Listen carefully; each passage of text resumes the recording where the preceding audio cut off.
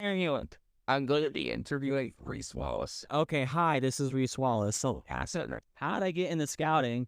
So, my dad actually worked for the Scouts for 6 years.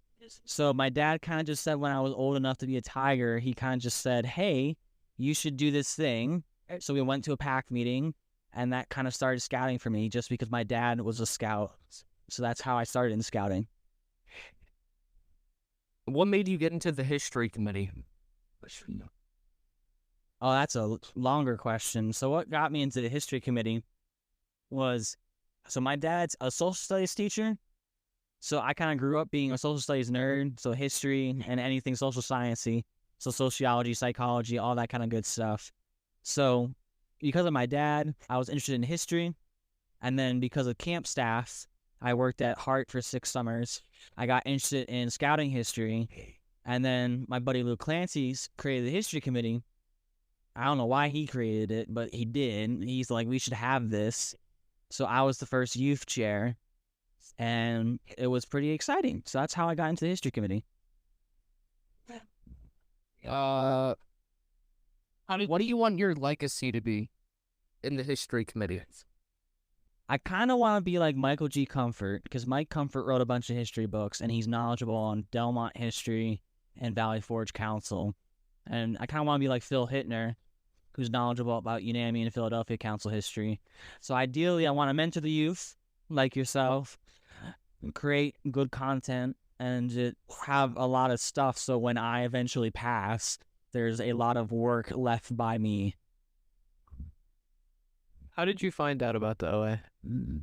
How did I find out about the OA? That's a great question. So the OA was that thing that the older boys always were in, right? So I was like, I want to get in the OA, and I was really earnest about it. Like, they told me that you have to be the person who would step up and do the dishes when everybody was tired, or help out that scout, or do like the good stuff in scouting. So I kind of decided, all right, I'm going to do that. And it took a little bit. Like, I would try and actually adjust my behavior to be worthy of the OA. I was pretty serious and dead set on this. So it took about 2 or 3 elections before I got in. And then I got in, and then I was kind of hooked from there. Do you have any role models in scouting, and more specifically the OA? Ooh, that's another good question. So role models, I would say, are Craig Kless, because me and him got involved in the OA, at least in Unami Lodge, around the same time. He was my chapter advisor when I was chapter chief. People thought he was my dad for the longest time because he would drive me around to different things. I mean, we followed youth protection, of course, and there was always another person there. But he would drive me around, and I'd always show up to camp with him. So people thought he was my dad for the longest time, which was quite amusing. Because I think him and my mother grew up together, actually. So it was kind of funny hearing that. But yeah. In sense performing this before NOAC, what was your first NOAC like? My first NOAC was 2015. So it was a big NOAC. That was like 12,000, 15,000 people. I have no idea how many people that was. Anyone else know how many people it's 2015 NOAC? You literally you know what? Yeah, because I'm guessing somebody would know. That's true. Yeah, there's a whole room of people. So, okay. There was like 12,000 people, and it was special because it was the 100th anniversary of the OA. So I went to that NOAC, got really excited. I saw the shows. The shows were really good. I saw the AIA competitions. That was entertaining.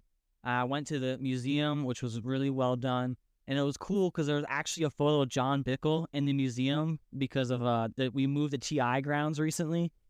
So there was a photo of John and some other guys from our lodge helping to move the TI grounds to West Virginia. So helicoptering all the stuff out, taking all the stones out, taking the dirt, taking the ashes, all that good stuff. And they actually gave out TI ashes and dirt that you could fill in a little capsule and take home with you that I still have at my house. Is water wet? The answer is yes. The answer is yes. Okay. Rhys, what is your favorite food? My favorite food is kimchi. It's so common. Yeah. So what? Who was your favorite CIT in 2018? Answer wisely. I don't remember who all my CITs were in 2018. I know you want me to say you, Mara, but it wasn't LeBlanc. It wasn't LeBlanc. Bar Oh yeah, well, it was Bart. or Homa. De Palma. St. Andrew? Yes. So, Anthony? no, and I think my favorite. Ryan. Yes, Ryan. No, I think my favorite was between you and Blake Okay. because you both had a good work ethic. Oh, that's a lie. Well, at the time. So, okay, are you ending it? Yes. Okay. Watch, watch, watch, watch.